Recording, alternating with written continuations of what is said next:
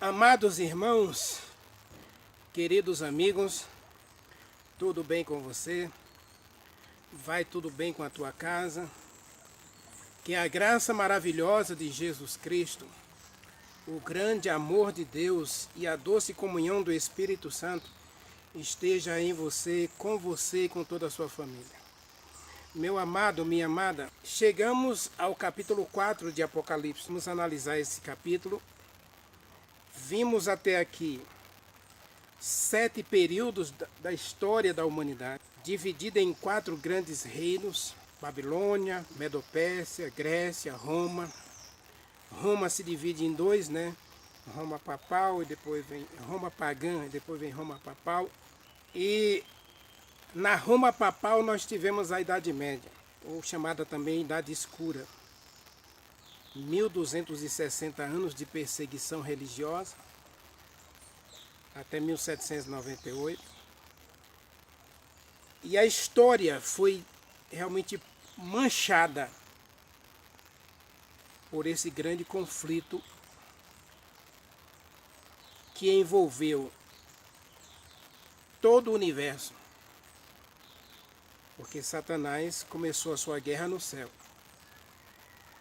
Trouxe para cá e aqui ele arregimentou um exército de homens e mulheres, líderes religiosos, que simplesmente trabalham, e trabalharam, né? Trabalharam no passado, trabalham no presente e ainda vão trabalhar no futuro, para satisfazer os desejos da grande serpente, o diabo, Satanás, aquele que engana todo mundo. Infelizmente, muitas vezes nós cedemos lugar ao diabo. Mas Deus é misericordioso, e Deus é amoroso, Deus é poderoso, Ele é Deus, Ele é o Criador, e Ele, através da história, se mostrou vencedor.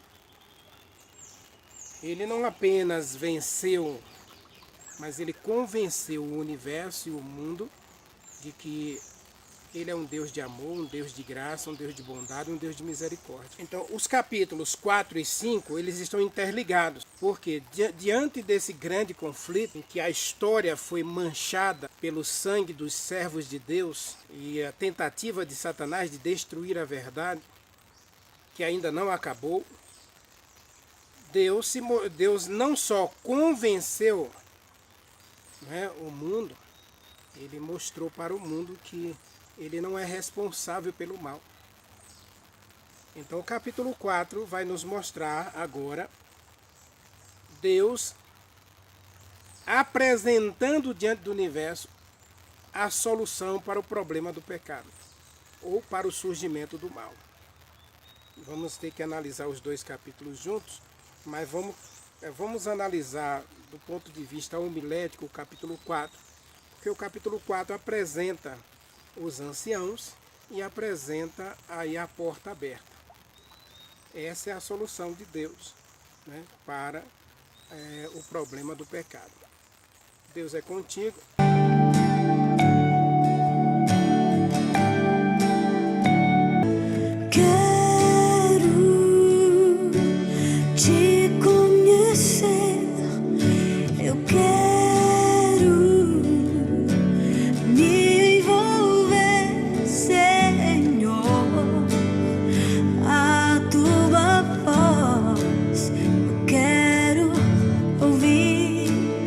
Quero ouvir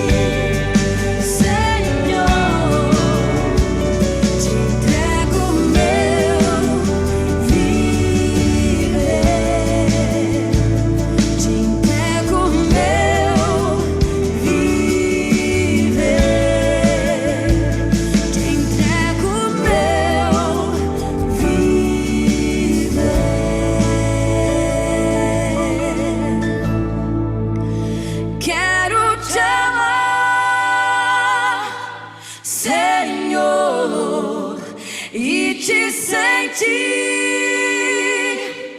bem perto de mim, Senhor. Te entrego meu viver, te entrego meu viver. Vamos orar. Maravilhoso Deus, meu querido Pai, Criador dos céus e da terra. Eis-nos aqui, Senhor, diante de Ti. Diante de Ti desejamos viver para todo sempre. E precisamos, ó Deus, encarecidamente da Tua graça, do Teu perdão e da Tua poderosa mão sobre nós. Assista-nos com as Tuas misericórdias e com todas as Tuas bênçãos. Nesse momento, querido Pai, quero Te suplicar uma bênção especial por cada pessoa que assistir a esta mensagem, assistir a este vídeo. Que a Tua bênção, ó Deus, seja abundante na sua vida e na sua casa. Que essa pessoa que está assistindo a essa mensagem agora, a esta oração, seja visitada pelo anjo Gabriel, seja visitada pelos anjos do céu, com ricas bênçãos para a sua vida pessoal, espiritual, material, social, seja qualquer área da sua vida, que ela seja ricamente abençoada pelo Senhor agora. Fala conosco, supre as nossas necessidades e, acima de tudo, ó Deus, sare as nossas enfermidades. Também, Senhor, tem misericórdia deste mundo. Estamos vivendo dias de conflito, dias de trevas. A confusão religiosa aumenta a cada dia. As pessoas estão cada vez mais confusas, sem saber que caminho seguir. Meu Deus, abre as janelas dos céus, envia teus mensageiros para que as pessoas sejam iluminadas e conheçam a plena verdade da Tua palavra e sejam transformadas pelo poder do Espírito Santo. Fica conosco agora ao estudar a Tua palavra, que o poderoso Espírito Santo, o doce Espírito Santo, o amoroso Espírito Santo, assista a gente em nossas fraquezas, em nossas necessidades, e também que Ele, nesse momento, abra o nosso coração, o nosso entendimento, para compreender e praticar a Tua palavra. Nós o adoramos, nós Te agradecemos, no doce nome de Jesus Cristo. Amém. Amém. Amados, abra sua Bíblia em Apocalipse capítulo 4. Eu não vou trabalhar aqui muito dos versos do Apocalipse capítulo 4. Nós vamos ler o capítulo todo, até para a gente ter um entendimento, mas a gente vai se concentrar aí nas testemunhas, né, nos 24 anciãos e também na porta aberta, tá bom? Esse vai ser o foco da nossa mensagem. E Apocalipse capítulo 4 apresenta uma porta aberta e apresenta os 24 anciãos. Nós queremos saber hoje, nós vamos estudar um pouquinho a palavra de Deus para conhecer esses 24 anciãos. Não é literal o número, tá bem? O número não é literal. Vamos lá. Depois destas coisas, olhei e eis não somente uma porta aberta no céu, como também a primeira voz que ouvi, como de trombeta, ao falar comigo, dizendo: sobe aqui, e eu te mostrarei o que deve acontecer depois destas coisas, depois dos 7 períodos da história da terra, ou seja, completado os 7 períodos do grande conflito. O que vai acontecer depois? João, o anjo vai dizer para João: eu vou mostrar para você o que vai acontecer depois, né? Nós estudamos agora a Laodiceia, nós estamos vivendo no período de Laodiceia, né? A história foi dividida em 7 períodos, ano 34 até o ano 100, que é o primeiro período da igreja de Éfeso. Depois do ano 100 até o ano 323, que é o segundo período, que é Esmirna. Depois nós temos o terceiro período. No terceiro período nós temos a igreja de Pérgamo, que vai de 538, ou de 323 a 538. E aí nós chegamos a Tiatira, que é o quarto período, o período mais longo, que cobre quase 1000 anos. vai de 538 a 1517. E depois de Tiatira nós temos aí a igreja de Sardes, que vai de 1518 a 1833. Depois nós temos Filadélfia, que vai de 1833, com o início da pregação de Guilherme Miller, do advento de Jesus Cristo e da grande desapontamento, até 1844.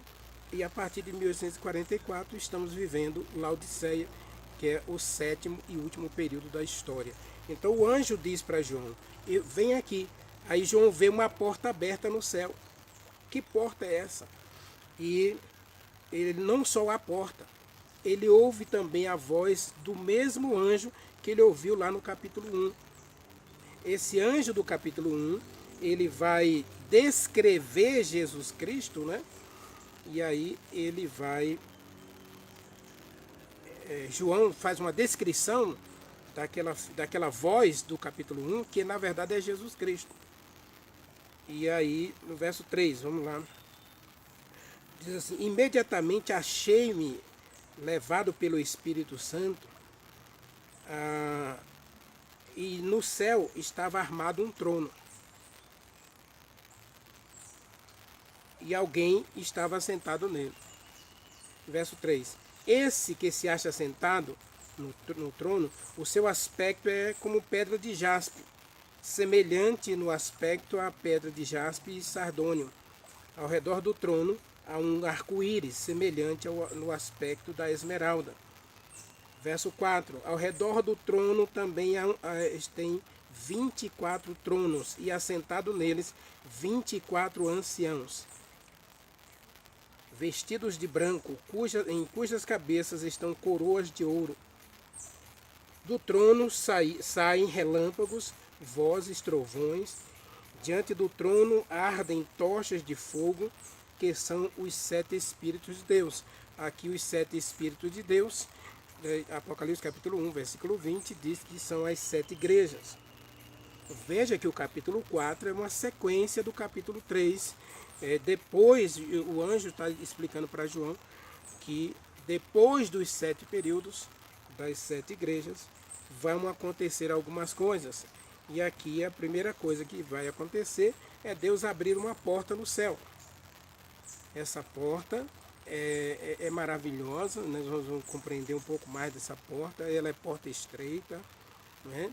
Ela é a porta que conduz a um caminho estreito, mas é a porta que conduz à vida eterna. Ou seja, a porta aberta no céu é a oportunidade que Deus está dando a todo ser humano, ou deu a todo ser humano. Deus abre o céu a todo aquele que aceitar o sacrifício do Cordeiro, no capítulo 1, versos 4 e 5. Bom, o capítulo 5 também vai falar desse Cordeiro aí que foi morto aí para salvar pessoas. Esse Cordeiro que foi morto para interceder por pessoas. O Cordeiro que foi morto para que eu e você tenha o direito à salvação. Essa é a solução de Deus para o grande conflito. Em vez de Deus destruir Satanás, como a princípio se pensou que Deus faria, Deus deu a Satanás a oportunidade de mostrar-se verdadeiramente mal e verdadeiramente equivocado, errado. E infelizmente, depois de 6.000 anos, Satanás nunca mostrou qualquer remorso, qualquer arrependimento. Por isso, ele vai ser destruído no final. Tá certo? Então, os 7 espíritos aqui são as 7 igrejas, ou 7 períodos da história deste mundo. Há diante do trono como que o mar de vidro, e semelhante ao cristal. E também no meio do trono, em volta do trono, 4 seres viventes cheios de olhos por diante e por detrás. O primeiro ser vivente é semelhante ao leão, o segundo semelhante ao novilho, o terceiro semelhante ao homem e o quarto semelhante a uma águia voando. O verso 8 diz assim: os 4 seres viventes, cada um tem 6 asas, respectivamente, e as asas também estão cheias de olhos por dentro e por fora. E eles não descansam nem de dia nem de noite, clamando: Santo, Santo, Santo é o Senhor Deus Todo-Poderoso, aquele que era e aquele que há de vir. Aqui estava fazendo uma descrição da divindade de Jesus Cristo, né? O Senhor Deus Todo-Poderoso, que era, João capítulo 1, versículo 1 e 2, né? No princípio era o verbo estava com Deus, o verbo era Deus. Ele estava no princípio com Deus e todas as coisas foram feitas por ele, e sem ele nada do que foi feito se fez. Versículo 9 agora diz assim: quando esses seres viventes deram glória a Deus, deram honra e ações de graças ao que se encontra sentado no trono, que é Jesus Cristo, ao que vive pelos séculos dos séculos, os 24 anciãos prostraram-se e diante daquele que se assenta no trono, adoraram a ele, ao que vive pelos séculos dos séculos, e depositaram aos pés de Jesus Cristo suas coroas, e proclamaram: Tu és digno, Senhor Deus nosso, de se receber a glória, a honra e o poder, porque todas estas coisas tu criastes, e por causa da tua vontade elas vieram a existir. A palavra criação aqui pode não estar relacionada ao ato de criar o universo e criar a Terra. Aqui eu entendo que quando Jesus Cristo foi entronizado no céu, Apocalipse capítulo 4 é uma descrição da entronização de Jesus Cristo na manhã da ressurreição. Tá bom? Apocalipse capítulo 4 é um texto que mostra o momento em que Jesus Cristo recebe o trono do universo após a sua ressurreição. Agora, João recebe essa visão como algo que acontece, que vai acontecer depois dos 7 períodos. Por quê? Porque, na verdade, essa entronização de Jesus Cristo aqui não é que aconteceu no primeiro século. A entronização de Jesus Cristo aqui é o que aconteceu em 1844. Na verdade, se você observar aqui, o texto de Apocalipse capítulo 4, nós temos uma cena de juízo, ou eu costumo dizer, uma sala de julgamento. A descrição é de um ambiente. Existe uma porta no céu, e aí está João, entra por essa porta, e ao entrar por essa porta, ele agora começa a descrever o que ele viu lá no céu. O Espírito Santo leva João até o céu, e João agora tem uma visão do momento em que Jesus Cristo recebe a autoridade para efetuar o julgamento de todo o ser humano. Apocalipse capítulo 4 é o momento da entronização de Jesus Cristo, em que ele senta-se no tribunal do céu para julgar todas as pessoas desta terra, inclusive o próprio Deus. Eu tenho uma série, O Juízo de Deus, você vai entender, eu vou deixar o link da série, está na playlist do meu canal, mas eu vou deixar o link da playlist no primeiro comentário do vídeo, e aí você assiste o primeiro e o segundo vídeo, em que eu coloco que o primeiro a ser julgado é o próprio Deus. Por que Deus vai ser julgado? Porque aqui, quando João descreve essa sala de juízo, ele apresenta primeiro a porta aberta. Ora, quem foi que criou o projeto da criação, ou da salvação? O projeto da redenção do ser humano, caso ele caísse em pecado, caso ele transgredisse a lei de Deus. O próprio Deus e Jesus Cristo, e o Espírito Santo, a divindade. Então João aqui vai descrever essa sala. Para você entender que isso aqui é uma sala de juízo, esse texto está diretamente relacionado a Daniel, capítulo 7. Leia comigo. nós vamos ler a partir do versículo 9, tá bom? Daniel, capítulo 7, versículos 9 e 10. Veja que aqui João, Apocalipse, capítulo 4 e Daniel, capítulo 7, é a mesma cena. Veja, continuei olhando, Daniel, capítulo 7, versículo 9. Continuei olhando, e eis que foram postos uns tronos, e o ancião de dias se assentou. Sua veste era branca como a neve, seu cabelo os cabelos da sua cabeça como a pura lã, e o trono eram como chamas de fogo, e as suas rodas fogo ardente. Um rio manava e saía diante dele, e milhares o serviam. Miríades de miríades estavam diante dele, e assentou-se o tribunal, e abriram-se os livros. Daniel, capítulo 7, descreve uma sala com tronos, e diante desse trono se assenta alguém com autoridade para julgar, e esse agora ele vai julgar com base no que ele fez, no que ele criou. E a primeira coisa que a gente tem que entender, o que é que Deus criou? Ele criou a oportunidade da salvação para todo aquele que se arrepende dos seus pecados. Romanos, capítulo 2, o próprio Deus nos conduz ao arrependimento. Mas em Coríntios, capítulo 7, Paulo vai dizer que o arrependimento segundo Deus opera a vida eterna.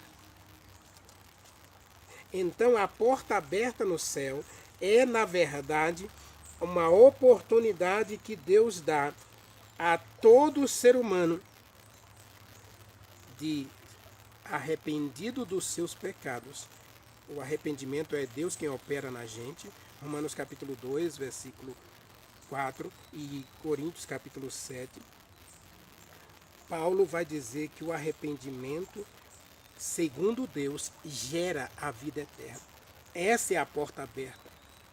Satanás, ele ficou intrigado com a morte de Jesus Cristo, por quê? Porque ele não pôde deter Jesus Cristo. Porque ele sabia que se Jesus Cristo morre, todo pecador agora tem acesso ao céu. Todo pecador pode ascender ao céu através do arrependimento.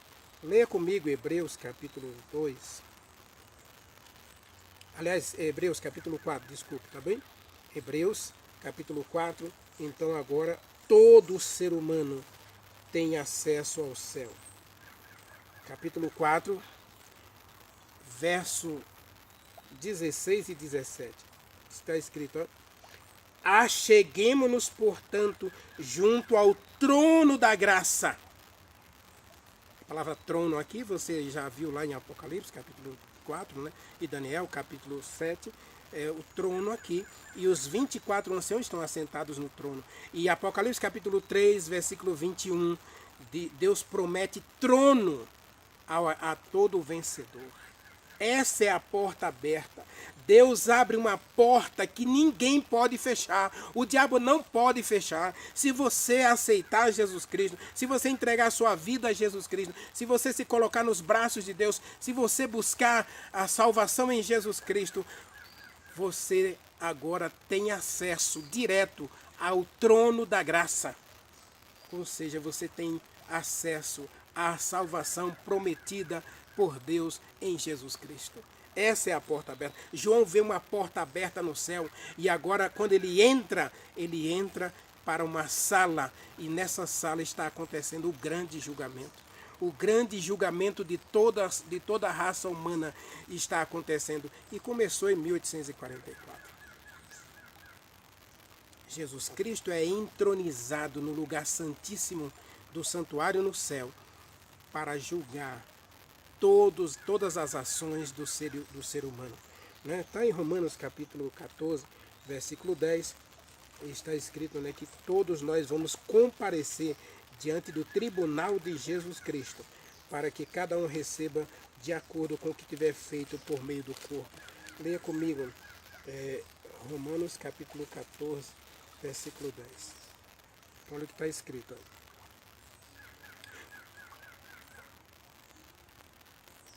Tu, porém, por que julga teu irmão? E tu, por que desprezas o teu? Pois todos nós compareceremos diante do tribunal de Deus, como está escrito. Por minha vida, diz o Senhor, diante de mim se dobrará todo o joelho e toda a língua cantará louvores a Deus. E assim, pois, cada um de nós dará conta de si mesmo a Deus. Romanos capítulo 14, versículos 10 a 12. Todo ser humano agora é colocado diante do trono de Deus, diante dessa sala de julgamento. Por isso, Apocalipse capítulo 20 fala que, Daniel capítulo 7, versículo 10, a gente viu que milhares e milhares estão diante do trono.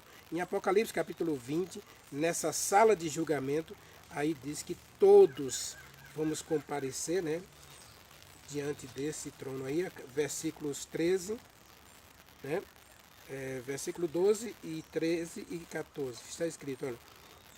Vi também os mortos, os grandes e pequenos, diante do trono, e então abriram-se os livros. Daniel capítulo 7, versículo 10, fala dos livros abertos.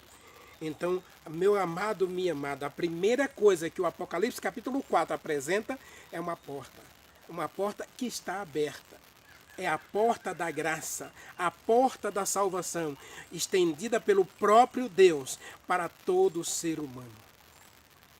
E quem é que está assentado no trono com a autoridade para salvar, com a autoridade para condenar? Jesus Cristo. Por quê? Porque uma vez que ele morreu, uma vez que ele deu a vida pelo ser humano, ele não veio julgar, ele veio salvar. João capítulo 3, versículo... João 3, versículo 17 e 18, leia comigo. João capítulo 3, versos 17 e 18. Olha o que está escrito. Porque Deus enviou seu Filho ao mundo, não para que julgasse o mundo, mas para que o mundo seja salvo por ele. Verso 18. Quem nele crê não é condenado, mas todo aquele que não crê no unigênito Filho de Deus já está condenado. O versículo 36 também diz a mesma coisa, né? Quem crê no Filho tem a vida eterna e quem não crê já está condenado, né? Por isso, quem crê no Filho tem a vida eterna. O que toda a vida se mantém rebelde contra o Filho, esse não verá salvação, mas sobre ele permanece a ira de Deus, ou a condenação de Deus. Então, a primeira coisa que o Apocalipse capítulo 4 apresenta é um Deus oferecendo graça, oferecendo salvação a todo aquele que aceita Jesus Cristo como seu salvador pessoal. Essa é a porta. Mateus capítulo 7, Jesus Cristo disse que existe uma porta. Essa porta conduz para a vida eterna. Todo aquele que aceita Jesus Cristo, que é a porta, né? Ele diz, João capítulo 10, que ele é a porta do aprisco e todo aquele que entrar por ele será salvo, alcançará a vida eterna. Então Jesus Cristo é a porta estabelecida por Deus para salvar todo aquele que crê. Apocalipse capítulo 4 apresenta a graça, o Deus eterno oferecendo salvação a cada pecador. Meu querido, minha querida, Deus está aí, interessadíssimo em salvar a cada um de nós. Por isso a graça está estendida para todos. Jesus Cristo está oferecendo a salvação a todo aquele que crê. A porta está aberta. E Renivaldo, como é que eu tenho certeza disso? Aí Deus apresenta os frutos dessa porta. Gente que já entrou por essa porta, os 24 anciãos. Eu falei que Apocalipse 4, eu não vou trabalhar muita coisa em Apocalipse 4, porque eu quero trabalhar com vocês justamente a porta aberta, que é a graça estendida para nós. Jesus Cristo hoje está disposto a salvar ainda aquele que crê, aquele que aceita, aquele que Coloca a sua vida nos braços de Deus. A porta ainda está aberta. Deus tem uma porta aberta, meu irmão, para mim e para você. É hora de você correr para entrar por esta porta. Jesus Cristo que diz que aquele que entrar por ele será salvo. Ele é a porta. Jesus Cristo é a porta do aprisco. Leia João capítulo 10, a partir do versículo 10. O diabo vem para matar, roubar e destruir, mas Jesus Cristo veio para dar a vida eterna, para que você seja feliz. E Ele é o pastor que conduz as suas ovelhas pela porta do aprisco. Ele é o pastor que está convidando você a entrar pela porta do verdadeiro aprisco. Há uma porta aberta no céu, meu irmão. Há uma porta aberta porque Deus resolveu acabar com o conflito, não destruindo Satanás, mas mostrando a graça. E Satanás é destruído toda vez que você abre o coração para aceitar Jesus Cristo como seu Salvador. Para cada pessoa que aceita a graça, para cada pessoa que aceita a salvação, há uma condenação para Satanás, porque todos os teus pecados são transferidos para Ele. Ele vai levar a culpa por todos os pecados que você cometeu se você entregar a sua vida a Jesus Cristo. Se você entrar pela porta estreita, que conduz por um caminho apertado, mas que no final oferece a você a vida eterna. E quem são esses 24 anciãos? Vamos ler Mateus, capítulo 27. Nós vamos conhecer aí os 24 anciãos. Já disse a você que não é literal, tá? Não é literal. Nós vamos ler o verso 51 e 52. Aliás, 52 e 53, está escrito assim: e abriram-se os sepulcros. Quando Jesus morreu, né, ele expirou, ele disse, está consumado. João capítulo 19, né, Jesus Cristo morre e está consumado. E aí Mateus descreve o que acontece quando Jesus Cristo grita na cruz, está consumado. O verso 51 diz que o véu do santuário se rasgou de alto a baixo, ou seja, agora todo pecador tem acesso ao lugar santíssimo. Já lemos em Hebreus, capítulo 4, versículo 16 e 17. Está escrito lá que nós podemos nos achegar ao trono da graça para alcançar misericórdia em tempo de oportunidade. E aí o véu se rasgou de alto a baixo. E fenderam-se as rochas, e os sepulcros se abriram, e os corpos de mortos que dormiam no pó da terra ressuscitaram. Essa aqui é a ressurreição das primícias. Aconteceu na manhã da ressurreição, ou seja, aconteceu domingo, quando Jesus Cristo sai da sepultura. Ele grita aos santos que estão na sepultura, e ele sai da sepultura, e junto com Jesus Cristo, diz o verso 53, eles entram na cidade e apresentam-se diante dos seus parentes. Verso 53, e saindo dos sepulcros, depois da ressurreição de Jesus Cristo. Veja, primeiro Jesus Cristo ressuscita, depois eles ressuscitam com Jesus Cristo. Eu vou mostrar para você que essa foi a sequência, tá bem? Lá em Coríntios, capítulo 15, a gente vai explicar que primeiro Jesus Cristo ressuscita, na manhã da ressurreição. Então Jesus Cristo também dá um grito e chama quem está na sepultura. As rochas se abrem, os sepulcros se abrem e os mortos ressuscitam. E eles entram na cidade, diz o verso 53, eles entraram na cidade e apareceram a muitos, ou seja, eles visitaram seus parentes aí depois da ressurreição. E junto com Jesus Cristo, eles são levados para o céu. Essa é a primeira entronização de Jesus Cristo. Então, Mateus 27, verso 31, verso 53, apresenta a primeira entronização de Jesus Cristo. Ou seja, Jesus Cristo entra no santuário para fazer intercessão pelos filhos dele, pelos filhos de Deus, até 1844, quando ele vai ser de novo entronizado agora, já não no santuário, mas no Santíssimo do Santuário, para fazer o julgamento. Agora Jesus Cristo recebe a autoridade para julgar.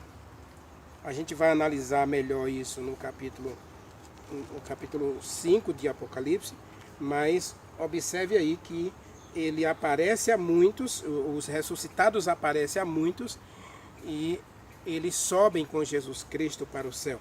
Está lá em Efésios capítulo 4, tá bem? Deixa eu mostrar para você Efésios 4, a ascensão de Jesus Cristo.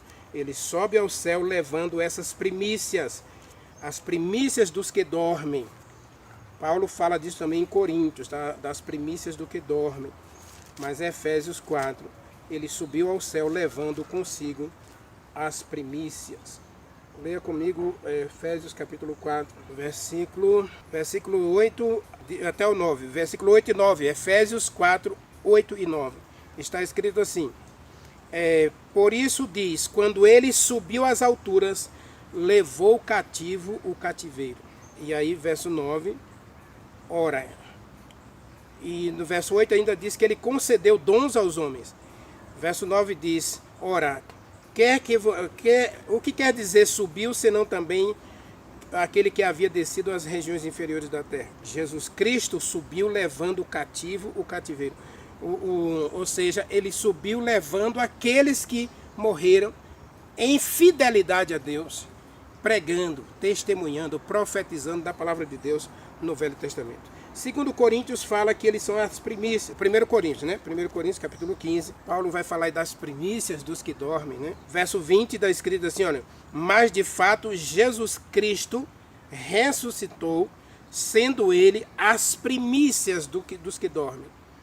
E aí, no verso 23, ele fala, Paulo já identifica os ressuscitados do capítulo 27 de Mateus como as primícias. Jesus Cristo é o primeiro da ressurreição, diz Colossenses capítulo 1 também, versos 16 e 17. Jesus Cristo é o primeiro da ressurreição, mas depois ele ressuscita as primícias. Verso 23 diz, cada um, porém, na sua ordem. Jesus Cristo, vírgula, as primícias, vírgula, depois os que são de Cristo na sua vinda. Veja que aqui existe uma ordem. Jesus Cristo ressuscita, ele ressuscita as primícias, leva para o céu, ao ser entronizado para fazer intercessão por nós. A gente pode ver isso em Hebreus capítulo 7, leia comigo Hebreus capítulo 7, quando Jesus Cristo foi entronizado no céu, ele foi entronizado para interceder por nós, vivendo até 1844, para interceder por nós. Leia comigo Hebreus 4, verso 25. Está escrito, por isso também pode salvar totalmente os que por ele se chegam a Deus. Olha aqui a porta aberta. Deus abre a porta da graça, a porta da salvação para mim e para você. A porta da graça está estendida para todo pecador arrependido. Satanás foi derrotado para sempre quando Jesus Cristo bradou na cruz, está consumado. Agora todo aquele que pelo arrependimento gerado pelo Espírito Santo na sua vida, se chega a Deus, a porta está aberta. E se ele entrar por essa porta, ele encontrará a vida eterna, encontrará salvação e felicidade eterna. Aí diz, continuando o versículo 25, diz, ele pode salvar totalmente os que se achegam a Deus, vivendo sempre para interceder por eles. Então, até 1844, Jesus Cristo exerceu o ministério da intercessão. E esses 24 anciãos, eles estão no céu. Porque Apocalipse 4 apresenta que eles estão no céu, agora como testemunhas. Ou seja, eles vão julgar juntamente com Jesus Cristo. Eles vão fazer parte do julgamento. Lógico que eles já foram julgados, né?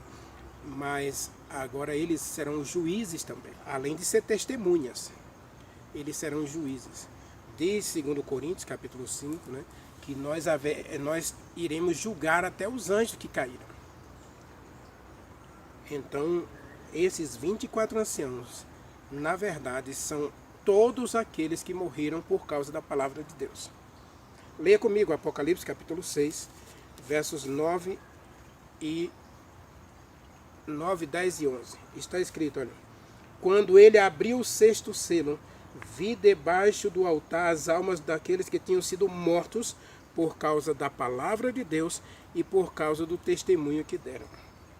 Existe outro texto aqui do Apocalipse, eu posso deixar na primeiro comentário do vídeo, dizendo que eles eram profetas.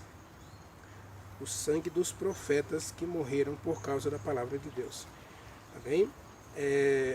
Vejam, verso 10. E clamavam, dizendo: até quando, ó soberano Senhor, santo e verdadeiro, não julgas nem vingas o nosso sangue dos que habitam sobre a terra? Então a cada um deles foi dada uma vestidura branca, e lhes disseram que repousasse ainda um pouco, até que se completasse o número dos seus conservos, daqueles que também haveriam de ser mortos, como eles o foram. Então, no Velho Testamento nós encontramos vários profetas. Acabe, o primeiro rei de Israel do norte, ele mandou matar vários profetas. Depois dele, o próprio Saul, que foi o primeiro rei de Israel, no caso da nação de Israel geral, o primeiro rei geral, não do norte. Acabe foi o primeiro do norte. Não, Jeroboão foi o primeiro do norte. Jeroboão também matou vários profetas, né? Acabe foi o terceiro ou quarto rei lá do norte. Mas Saul, que foi o primeiro rei de Israel, ele mandou matar 84 profetas que estavam numa cidade, porque o sacerdote da cidade deu apoio a Davi.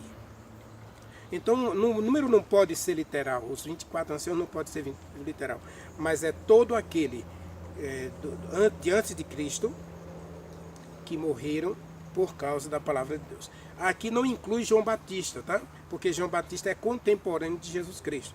O último profeta a ser morto antes de João Batista foi Zacarias, que morreu cerca de 400 anos antes de Jesus Cristo nascer.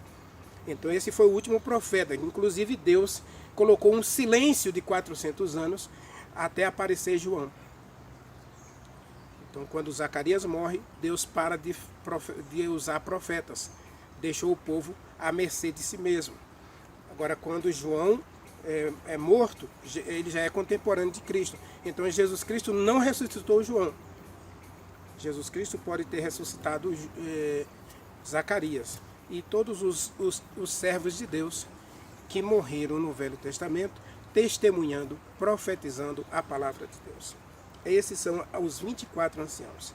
Amados, eu quero encerrar essa mensagem porque esses 24 anciãos e essa porta aberta, a porta aberta é a oportunidade da salvação oferecida a todo pecador.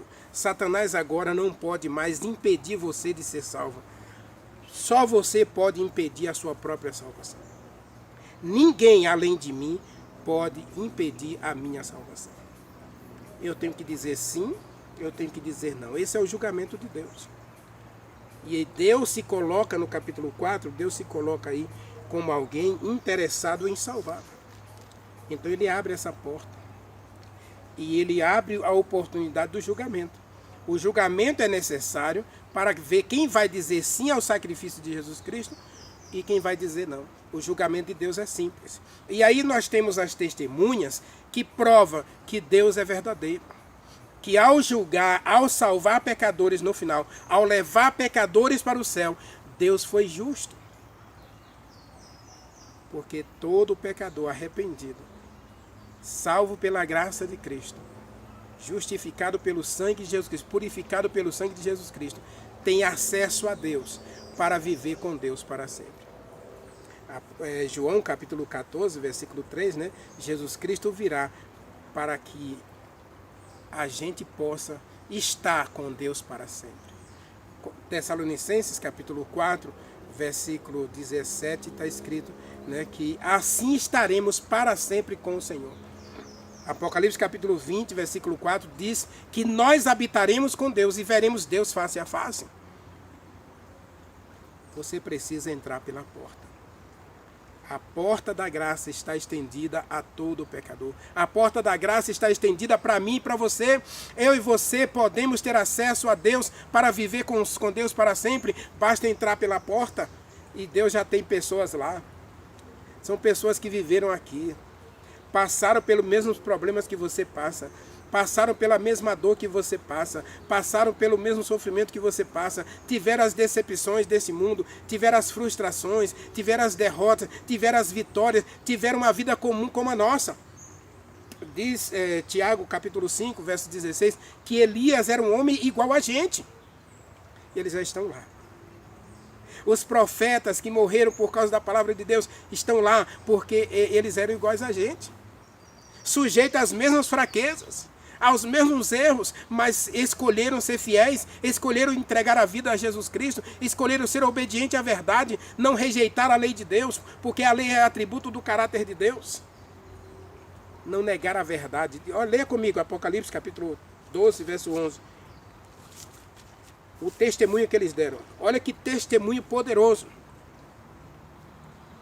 Apocalipse 12, verso 11. Eles, pois, venceram por causa do sangue do Cordeiro. Aí que está a porta aberta, meu querido. Verso 11, né? Apocalipse 12, verso 11. Eles venceram por causa do sangue do Cordeiro e por causa da palavra do testemunho que deram. E mesmo em face da morte, não amaram a própria vida. Eles foram fiéis até a morte. Apocalipse 2, verso 11, Apocalipse 3, verso 10, né? Ser fiel até a morte e dar-te a coroa da vida. 2, verso 11 está escrito: quem não temas as coisas que has de sofrer. Eis que os diabos lançarão alguns de vocês em prisão e tereis uma tribulação de 10 dias. Ser fiel até a morte e eu darei a você a coroa da vida. Apocalipse 3, 10. Olha o que está escrito. Porque você guardou a palavra do meu testemunho, da minha verdade, da minha perseverança, eu guardarei você da hora da provação que há de vir sobre o mundo inteiro, para experimentar os que habitam sobre a terra. Mesmo em face da morte, eles não negaram a verdade, eles permaneceram fiéis à verdade, não desistiram da verdade e por isso entraram por esta porta. E esta porta está estendida para você, essa porta está estendida para todos nós. Deseja você entrar por esta porta? Os 24 anciãos, quem são? São todos os servos fiéis de Deus antes de Jesus Cristo, que viveram e morreram por causa da palavra de Deus, mas não negaram a fé, não negaram a verdade, porque a verdade é eterna, a verdade é absoluta, a verdade é imutável. A palavra de Deus é eterna, a palavra de Deus é imutável, a palavra de Deus é absoluta. É a própria verdade, a lei de Deus é a própria verdade. Essas testemunhas estão lá para provar para o universo que é possível uma vida de obediência e que as leis de Deus são justas, que Satanás estava errado.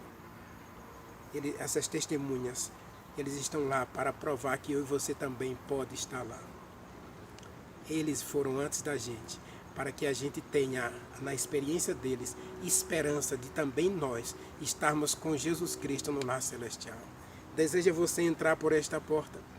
Deseja você hoje abraçar a graça? Deseja você hoje abraçar a salvação? Deseja hoje você abraçar uma vida de santificação e obediência à palavra de Deus? Ore comigo. Maravilhoso Deus, meu querido Pai, Criador dos céus e da terra. Muito obrigado por esta porta, Senhor. Ajude-nos então a entrar por esta porta, que o Espírito Santo não desista da gente, mas que hoje Ele nos convença do pecado, da justiça e do juízo, que hoje Ele nos leve a entregar totalmente a nossa vida a Jesus Cristo e a entrar por esta porta. Nós o adoramos, agradecidos no doce nome de Jesus Cristo. Amém.